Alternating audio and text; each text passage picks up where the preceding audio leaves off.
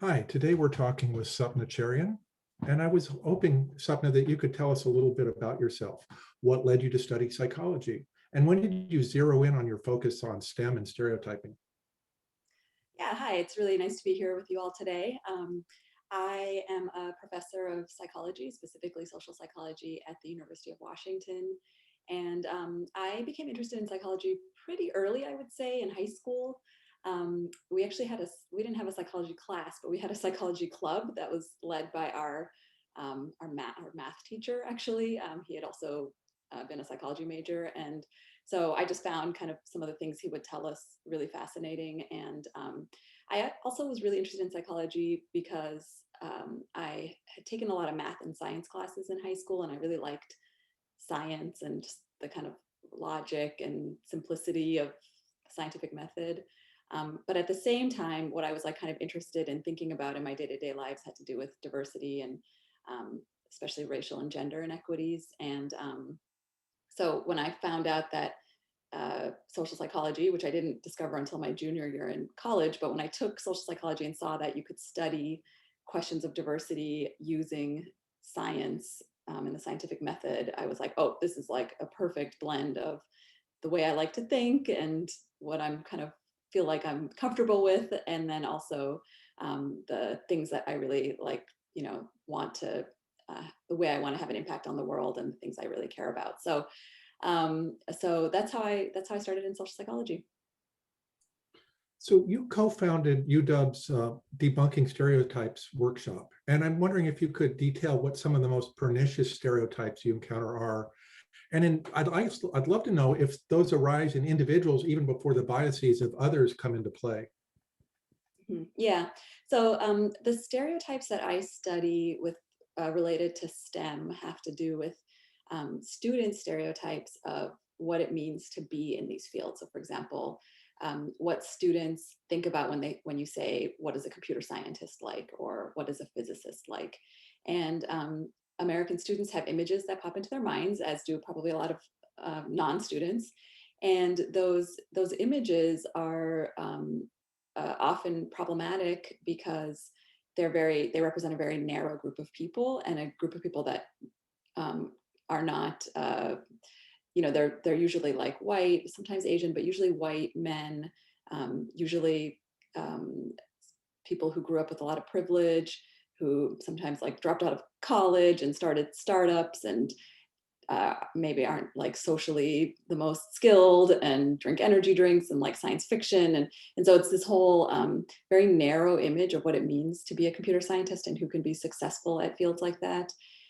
And those stereotypes are really problematic because they really shape who aspires to be in these fields.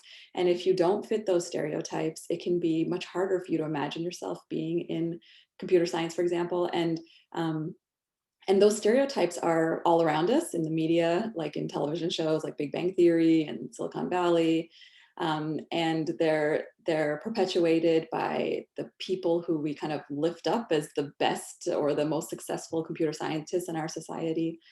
And students are seeing these things. They're not necessarily getting computer science in their schools because it's not often offered. And so they use these images and these stereotypes to decide whether they think this is the field for them or not. And what ends up happening is that a lot of people who don't fit that image, including a lot of young women and girls, end up saying to themselves, I don't belong in those fields. And so I think in terms of like when do those stereotypes take hold even before other kinds of biases? That's a really hard question.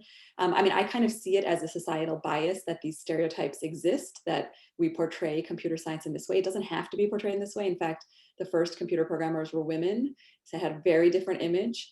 But this image was constructed, especially around the time of the PC revolution in the 1980s. And it's a kind of I would see it as a societal bias. Like one of the things we can do to try to combat this image is to think about making changes in society, like to our media, to the role models that we kind of see as, the best computer scientists are the ones who are the most well known. And even thinking about changing the way we teach computer science, what tech companies look like, all those things can play a role in trying to diversify the images of who can do fields like computer science and engineering and physics so that more people can see themselves in these fields.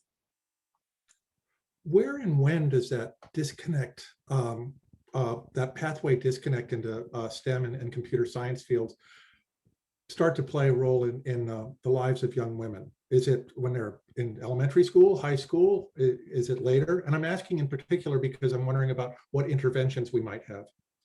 Yeah, it starts very, very young, actually. So it's interesting. There's differences between what happens with a field like computer science and then what happens with a field like biology.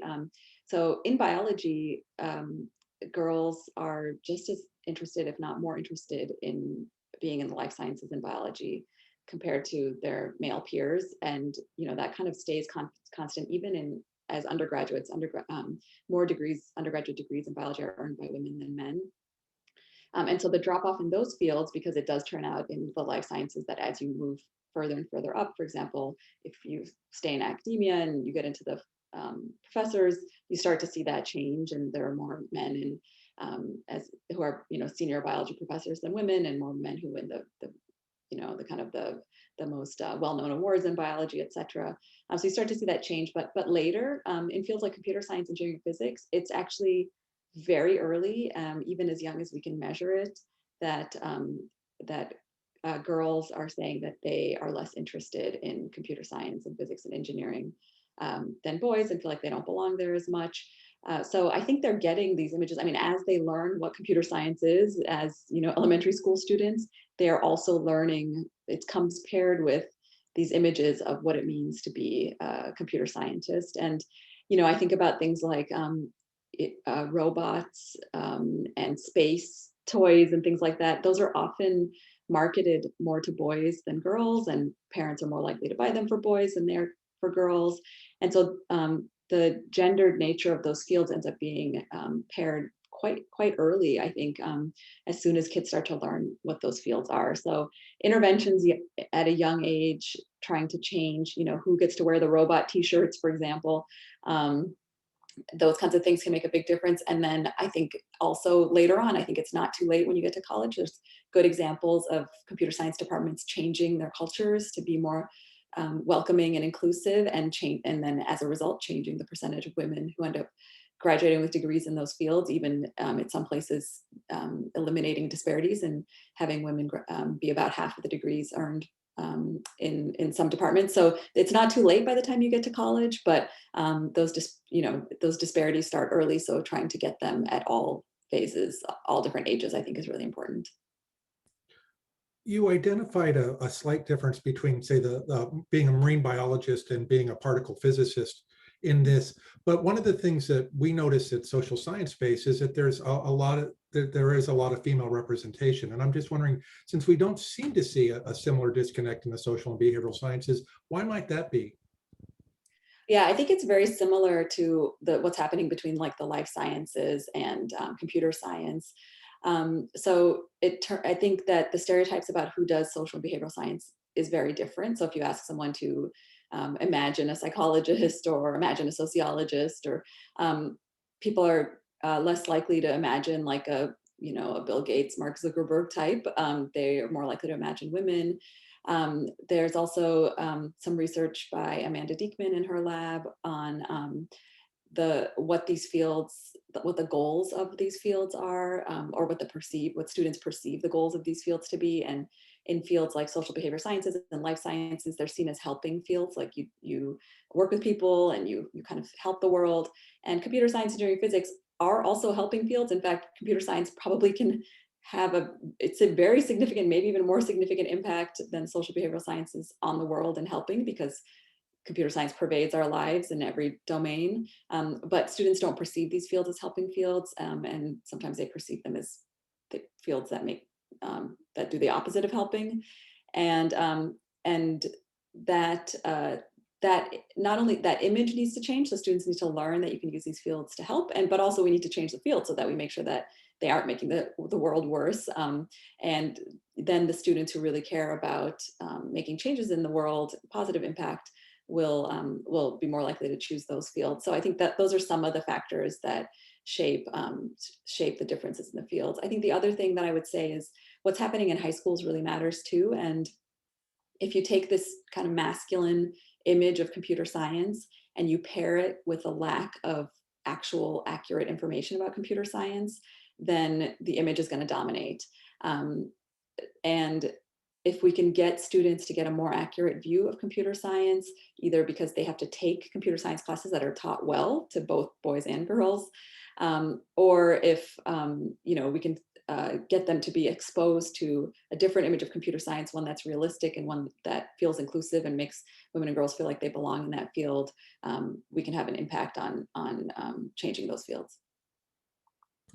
I'm wondering, when you were growing up, did you feel these same things that you're encountering in your research? Yes, definitely. So I got interested in studying computer science because I went to a school that prepared us very well to be computer science majors, actually. It was a small high school on the campus of the University of Illinois in the 1990s, at a time when the University of Illinois was developing all these amazing technologies that form the foundation of the internet today. And we were located on the engineering campus, and we had access to, it was the most amazing computing environment. We all took mandatory computer science in my high school. And I remember going to one of my high school reunions and looking around and realizing that I think I actually ended up counting in my yearbook, 40% of the boys in my class ended up going into computer science or engineering, and only one girl did. And the girls were doing very well in my school in math, better than the boys, actually. And we had gotten a lot of advanced science, and we'd all taken mandatory computer science and done well in it. But I remember being in my just before I started my computer science class, I remember one of my friends saying to me, don't bother trying in this class. It's really hard, and it's really hard to get an A. So, just focus on your other classes. And I actually did well in that class, but it never occurred to me that I could or should consider a future in computer science. And same thing when I got to college, computer science was not even on the table for me. I considered psychology, obviously, and I picked up an American studies major, so some humanities classes and social science classes, and I even thought math for a while. I was a math major for a little while, and so there's so many other fields that were on the table, but computer science did not even cross my mind. And so when I got to grad school, and I went to grad school at Stanford, which was also in the middle of another amazing place for access for computer science in the early 2000s, and everybody that I knew in psychology that was studying gender and race and academics was studying it with math, like women in math. And I had just come from this high school and a college experience where, math did not seem to be a big issue. A lot of my female friends, I knew a lot of women math majors. I wasn't intimidated to be a math major. It seemed, math didn't seem that it was on the table for me and many, many other women, a lot of my friends. But when I looked around at Silicon Valley and thinking of, at that point, it was still just very male dominated as it is today. I realized that okay, this is a really important field, and this is the field where it has much bigger gender gaps than math. Why is that? And what is going on with computer science that makes it so different from math? And how come nobody's studying this? And so that's where I started to get interested in trying to figure out why computer science looks so different from these other STEM fields, and what was going on in computer science to make it so that I didn't put on the table, none of my friends put it on the table, and so many girls and women in the US didn't even consider it as a possible career, even though it would have been I think a great career for a lot of my friends. So you described earlier sort of when the divergence in computer science came, when Ada Lovelace became a cult figure instead of a foundational figure. And so we know when that happened, but it's what drove that? And I ask in large part because computer science is so foundationally important to the economy and to personal well-being at this point. Mm-hmm, mm-hmm. Yeah, can you say a little bit more about that? So what are you referring to in terms of what happened? I'm trying to, I guess I'm trying to pin down. It's just what was the thing that drove this sexual dimorphism in computer science? We know when it happened, but what was it? Why did nerd culture become men in t-shirts eating pizza? and Okay. not women in t-shirts eating pizza. Right. Yeah. Okay.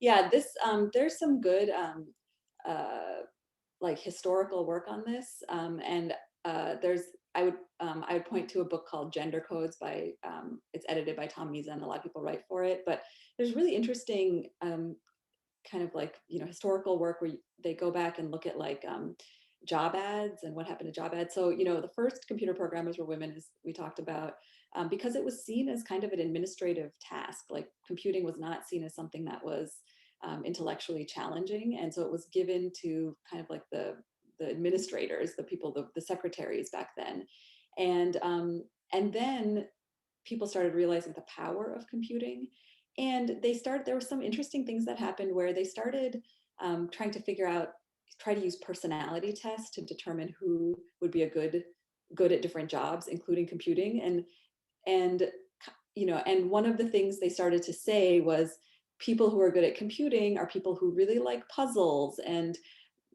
maybe aren't so social. And they started um, creating those stereotypes and then selecting for them. So they started giving people personality tests to figure out, are you going to be a good computer programmer or are you not? And so those two things together, this kind of like purposeful kind of narrowing of the ideas of who could be good at computing and the increasing status of computer science, ended up creating this field that became significantly more male dominated.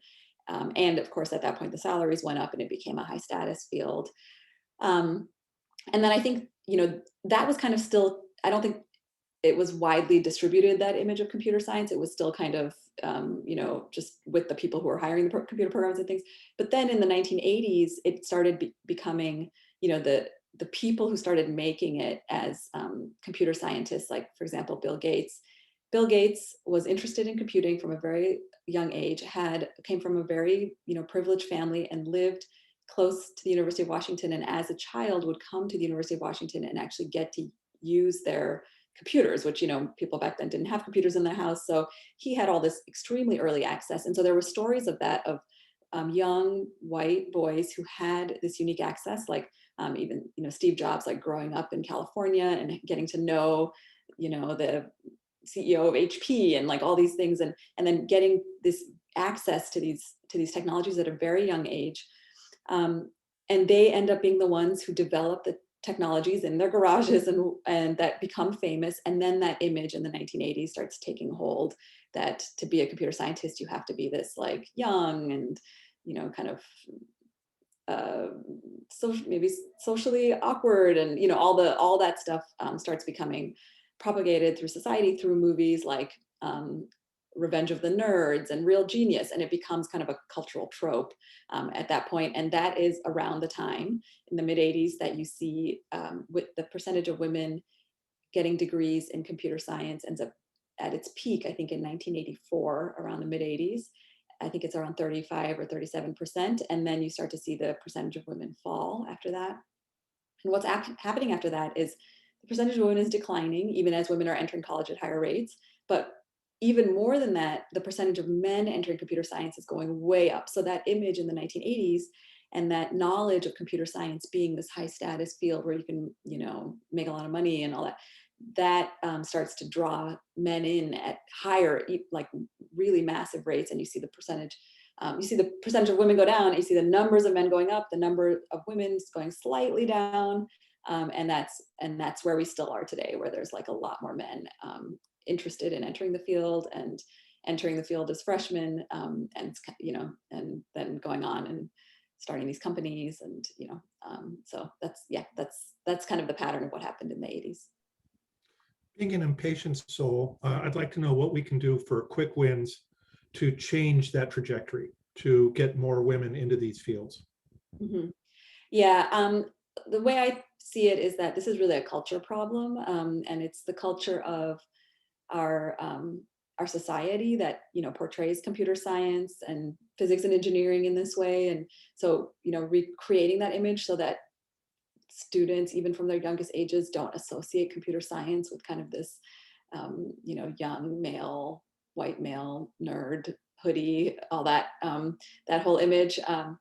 And so, you know, changing image is really hard because you can do it in your little local you know, classroom, like let's say you're a high school teacher, you can try to show diverse images in your classroom, but you know, as soon as students go to college and they get a different image, then it's not going to stick. So I think for me, I think one of the best things that we can be doing um, is thinking about all the ways that we can change culture. So, you know, we have to do it on this kind of bigger national scale, or maybe even international scale with the media and other images like that.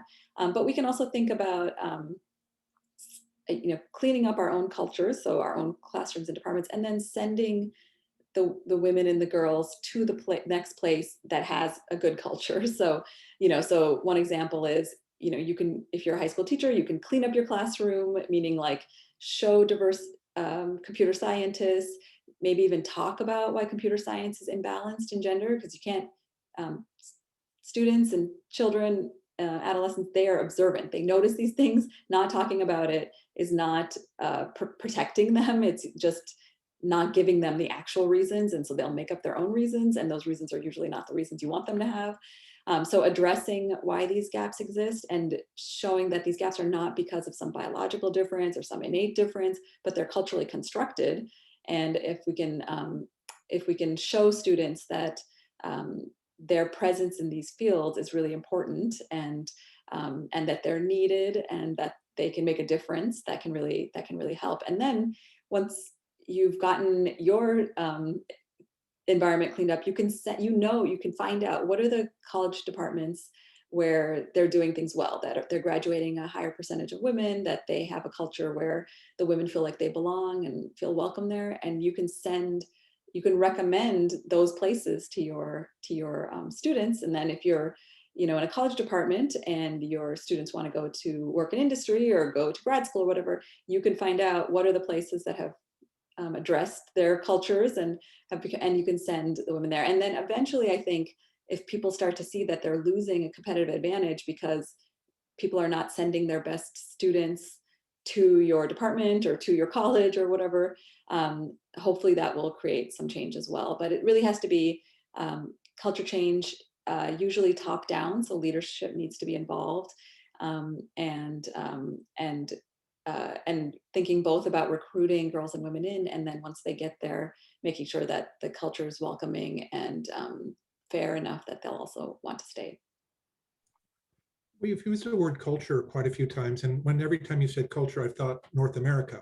And I'm wondering on a global scale, is first off, is this vision of the stereotypical male-dominated hard science, sorry, social scientists, but you know, physical and computer science, is that global? And two is, are the remedies that you suggest, are those also global? Yeah, it's a really good question. So it turns out that women are not underrepresented in computer science globally, or like in every country. And the places where the gender gaps are the biggest are the places that have the most opportunities for women, which is very interesting. So the US and Western Europe, for example, have bigger gender gaps in fields like computer science and engineering and physics than countries that don't have as many resources and that don't have as much gender equality, actually. So countries in the Middle East, in some Southeast Asian countries, and some countries in Africa. So that's super interesting, right? You think the places where women, you know, you have more women in the labor market and women supposedly have more freedom, and you have a lot of money in these countries, a lot of resources available, that those would be the places that have the fewest gender disparities. But we don't see that. And so what's going on there? And I think what's going on, I think there's many reasons, but I think one thing is that these countries that have big gender gaps are pretty individualistic countries, where you decide what you're going to do, often based on following your passions, looking inside and saying, what am I really interested in? What am I passionate about? That sounds great, but it turns out that our passions are shaped very much by gender, by our gender. And so when we're young, you know, and we're not given exposure to computer science, or if we're given exposure to it, we see it as being fitting like Big Bang Theory or something like that, the TV show, then that's not our passion anymore, that was never going to be our passion. And instead our passion is something that feels like we would fit in there. And so, so I think the freedom that we have sometimes can actually contribute to gender disparities and not decrease them. In other places where you don't use your own traits and characteristics and preferences as much, and you think about what's going to give me a secure future, what's going to be something good for my family, what does my family expect me to do, then you start to see fields like computer science on the table for everybody, people of all genders, because it's a field that has some job security, and you can get a job without having to do many, many years of school. And, so anyway, so I think that we can learn a lot in the US from looking at other countries where the gender disparities don't seem to be as big. So we've talked a lot about stereotyping and gender, and there's another big stereotype out there specifically about physical sciences and computer sciences, and that there are strong stereotypes focusing on Asians and Asian Americans being particularly proficient at STEM. And I think, how do you address what might seem like a positive portrayal? Yeah, we've actually done some work on this, looking at stereotypes of Asian Americans as being, particularly well suited for STEM fields, and just hardworking and smart, and how those stereotypes are problematic because, well, for several reasons, but Asian Americans themselves react to them by feeling like they're statements of they're like racist, and part of that is because it kind of reduces people to being seen through the lens of their race instead of being seen for their individual traits and characteristics. But it's also problematic for many other reasons. It obscures the diversity within the Asian American community, and makes it very difficult for Asian Americans who don't fit that image to get help and resources that they need. And then it also pits groups against each other by kind of saying like, oh, look, Asians are doing so well, so why can't these other groups do as well as Asian Americans, like these other groups of color? So there's a lot of problems with it. And what we have, I think what we've done in our work is to show that that within STEM fields, Asian Americans are stereotyped as appropriate. Like, when you ask people, how likely is this person to get a job in the STEM field, and you ask them about someone Asian or someone white, people think, yeah, they're gonna, they're likely to get this job. They fit this job. And then you ask them about other groups, for example, Black Americans, Latinx Americans, Arab Americans, Native Americans, and they're less likely to say that they're appropriate for those fields. So it's a problem always. It's a problem for Asian Americans to kind of be pigeonholed into this idea of what it means to be in STEM and to be Asian. And then it's also a major problem for these other groups that are not seen as fitting into STEM, or overlooked when people are trying to hire. And of course, since STEM fields are some of our most high status, lucrative, well-paid jobs, this contributes to massive inequities in income and wealth and status, and who's shaping our society, which then leads to some of the huge problems that we have today. For example, bias in algorithms, and as I said before, wealth gaps. So these stereotypes that when they intersect with race are really problematic, and we need to be doing everything we can to make sure we understand them, and then also try to remedy them. Speaking of intersections, how do Asian and Asian American women fare between the gender stereotyping that we saw earlier, and now the other kind of the Asian American stereotyping? It's like, what have you seen with women? So what we found with women, and and it's always important to disaggregate by different identities. So I think it's a really important question. So, thinking about how race and gender intersect, for example, and then also intersect with other identities. So what we find with Asian American women is that there's kind of two stereotypes that Asian American women contend with. One is, well, I mean, there's several stereotypes, but when it comes to STEM, there's two main ones. One is their racial identity, which kind of depicts Asian Americans as like well suited for STEM fields. But then there's their gender identity, which kind of depicts women as less suitable for these fields.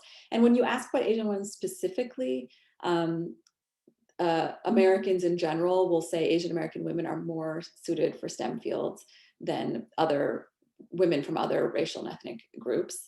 But at the same time, there's a stereotype about who can be a good leader within STEM, and Asian American women do not fit that image because leadership in the US is often stereotyped as something that like white men excel at, even though the data don't necessarily support that. A lot of traits and characteristics that women bring to the table in leadership positions are actually predict better leadership than what men sometimes bring to the table. But the stereotype is still that you have to be a risk taker and dominant and assertive and confident and all those things to be a leader. And those are not the stereotypes of women, and specifically Asian American women or Asian American men for that matter. And so what you end up seeing in STEM fields is you see a representation of Asian Americans in STEM, but then you also see that at the top leadership positions, Asian Americans, both the men and the women, are underrepresented. And that's partly because of the stereotypes of what it means to be a leader in the US. For our last question today, I want to return to something you said earlier and then try and interpret it through a project that you were involved in. And you had mentioned that you were told that computer science was hard. And I'm sure that was meant as a cautionary tale. It's like, you don't want to do this. So I think of the old thing where the doll said, math is hard. And there was an uproar about that. And in fact, Mattel hired you to work with their Barbie program. And I'm wondering if you could talk a little bit about that. I mean, given that they're probably proprietary information that you can't share, but I'm interested both in what you did and in how other social scientists might be able to, social and behavioral scientists might be able to better or more fully interact with industry. Yeah. So I worked with Mattel for a year. I was on one of their global advisory boards, and it was super interesting. I talked a little bit about toys earlier.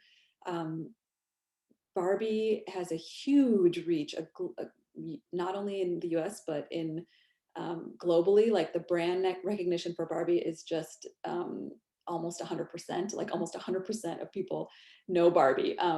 And so they have a big influence over kids and even adults because, people kind of pay attention to what's going on with Barbie. And Barbie has evolved over the years.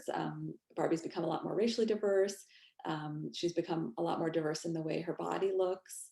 And in her career, so Barbie has had many careers, as a lot of people probably know. And she has been a computer scientist. She has been an astronaut. She's been so many of these things that we're trying to get these fields that we're trying to get girls to put on the table more. And I think that's one of the reasons it was fun to work with them is because they're aware of the reach that they have over children and the influence they can have. And they want to make sure that they are giving children an image of themselves or of women that isn't going to limit their possibilities, but expand their possibilities. And so it was really interesting we got to go down to the factory and kind of see how Barbie is made, like literally watch some of the Barbies being made, and hear about some of the ways in which Barbie is kind of trying to, not just appeal to what girls want now, but give them a future that they can see themselves in, and kind of encourage them to put things on the table that they wouldn't have otherwise. So it was a really interesting experience because I've never, thought about how toys were made and never seen kind of the behind the scenes of what decisions toy companies they're kind of, trying to figure out the ways in which they find out from girls what they like, and then also try to encourage girls to consider things that they hadn't considered before. So it was a great experience overall. Sapna Cheryan, thank you for speaking with us today. Thank you so much for having me.